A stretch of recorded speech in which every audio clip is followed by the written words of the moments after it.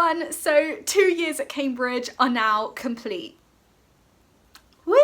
I'm so happy, but I thought let's make a review video and look back on my second year at Cambridge. It's been intense, I'm not gonna sugarcoat it.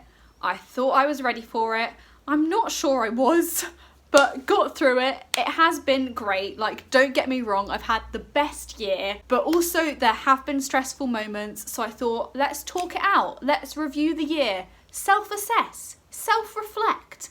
It's going to be a constructive exercise for me and for you guys. Here is my review of my second year at Cambridge. I'm going to be completely honest with you guys and tell you my honest thoughts and opinions. I have got so many notes here, so let's get started. So let's jump in on the academic side of things. In my second year, I took 3 modules that were Physics A, Physics B and Mathematics. I had less contact hours in my second year than I did in my first year. I only had 20 contact hours a week this year compared to 25 contact hours a week last year. And that's mostly due to the fact that I only took 3 modules in my second year compared to 4 in my first year. And also the modules I chose weren't that lab heavy. For my 2 physics modules, I just had 1 lab a week. And I've got to say, it was much nicer only having to juggle 3 modules than the 4 I had to juggle in first year. The university recommends we spend about 40 hours a week on studying. So with 20 contact hours, that meant I had 20 hours for independent study per week this year. Just want to add that most weeks I studied more than the recommended 40 hours. When you're not naturally top of the class and still want to get a good grade, you got to put those extra hours in. My director of studies said to me at the start of the year that it would involve a lot more reading around the subject than first year. But to be honest, I found the lecture notes really quite comprehensive and didn't have to resort to many textbooks at all this year. So I thought I'd give you a brief run through of the topics I've actually been studying for my course this year. So in Physics A, we started with a course on experimental methods. It was quite a dry start to the year, all about the best ways to eliminate errors and good experimental practice and all that. So it wasn't the most exciting start, but then we got into a bit of oscillations, waves and optics, which wasn't too bad. Then my favourite part of the Physics A course was quantum mechanics. And then we did condensed matter physics as well at the end of the year. So that was one module, that was Physics A. Then in Physics B, we did electromagnetism, classical dynamics and thermodynamics, and honestly I found Physics B the most interesting module I took this year. It was by far the hardest but also the most interesting. I think I put the most time into my Physics B module this year out of the 3. And then my third module was maths, and in that it's all just maths techniques that are useful for physical sciences. So we did differential equations, Fourier transforms, calculus of variations, functions of a complex variable, group theory, and quite a few more. That's just naming a few of the topics we did. And I'd say maths was my favourite module just because I found it the easiest. And you do tend to like the things you're good at, right? So I had 9 lectures a week this year. Some lecturers were better than others, or I guess a better way to put it is that some lecturing styles are suited better to some people than others, and naturally I'm going to prefer some lecturing styles more. Yes, I did often get lost in some lectures, like I'd be sitting there and think, I've no longer got any clue what the lecturer is going on about.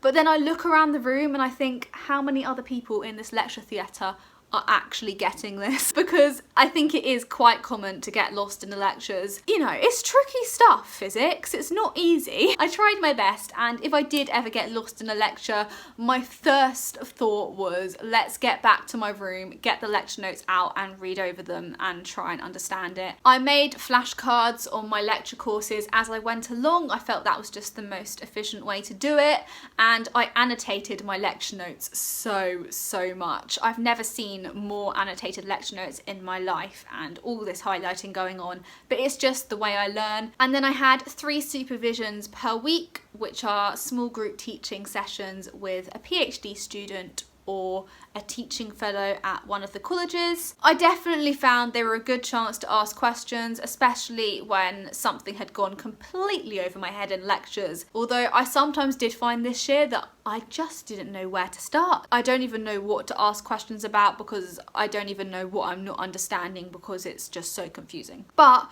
my maths supervisor in particular this year was so good at explaining things clearly. He just had a complete knack for teaching, and it would be a lot harder to keep up with the content in the lecture courses if it wasn't for these supervisions where we can ask questions, because you can't really stick your hand up in the middle of a lecture. For our supervisions, we had to complete problem sheets each week, which were based on the stuff we'd studied in lectures, and then hand them in for our supervisors to mark. We were only given maybe 5 or 6 questions per week per module, and you'd think that's not many questions to do.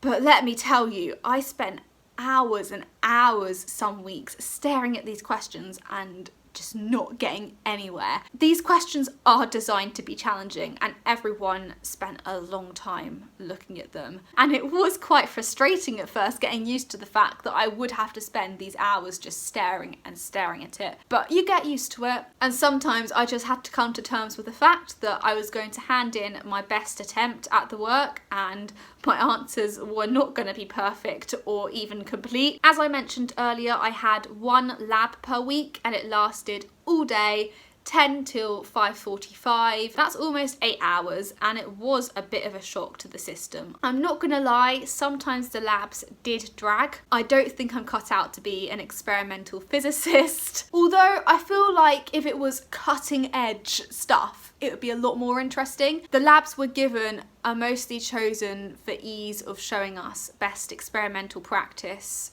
and all that jazz. We get a manual for the labs for each week, and you have a notebook which you have to record everything you do in the lab, and like they're getting us used to actually making detailed enough notes in our lab books to keep a record of what we've done, and then we hand those books in for marking at the end of the day. Those are assessed, and 25% of our grade comes from those labs. They were okay. You get to decide when you take your lunch break and all that, so they kind of get you used to managing your own time, which I guess is good. I also had to write 1 lab report over the course of the year, which is handed in for assessment, and then I did a presentation which was like a team presentation for a extended investigation we did in labs. I feel like maybe some more lab report assignments should be chucked into second year, because if you only write 1 lab report over the course of the whole year, you're not going to make that much progress with learning how to write a lab report well. We were supposed to have a coding project for my Physics B module in Python,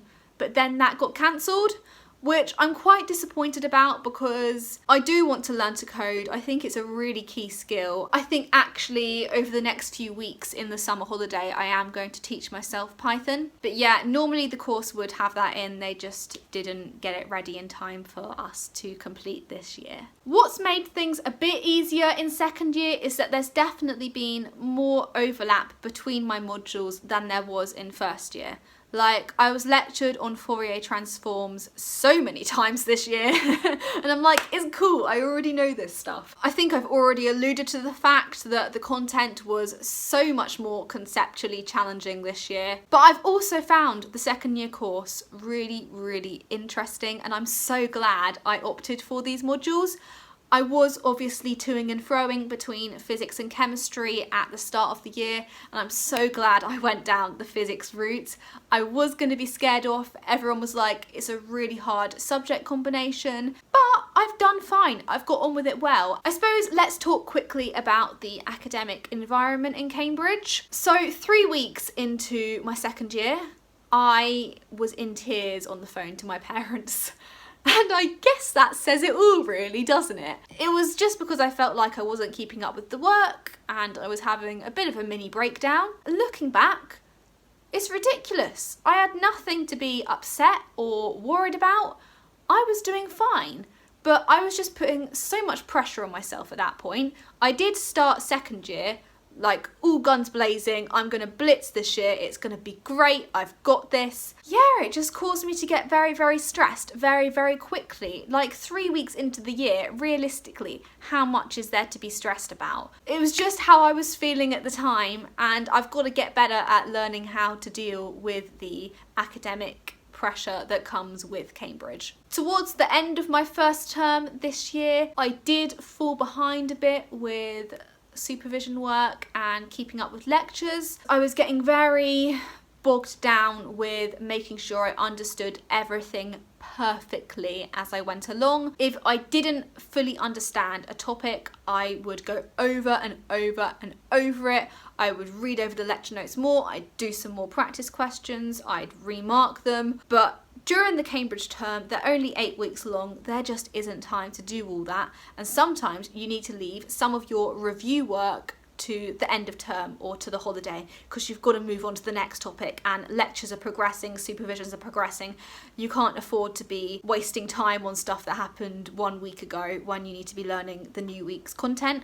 And I did kind of realise that after my first term of second year. I had a bit of a perfectionist mindset in my first term of this year, and it didn't really help me out. And then, you know, work ticked on through my second and third terms. I started preparing for exams, did my exams, which were hard work, as you saw in my vlogs. Going into exams, I'll admit, I definitely didn't know every single detail of my courses, but I honestly think that would have been impossible. I don't think anyone knows every detail of the lecture courses, apart from the lecturers themselves, to be honest, because there's so much course content. You can give it a good shot, and that's what I did. I studied mostly in my room this year, or in the Jesus College Library, which I keep going on about, but honestly the Jesus College Library is the nicest library I've ever seen. I also went to the archaeology library quite a lot between lectures, which was quite handy because it was right near the lecture theatre where my lectures were held this year. I definitely spent a lot more time on academic work this year than I did in my first year, and my time management has definitely improved from my first year, so, you know, quite proud of myself.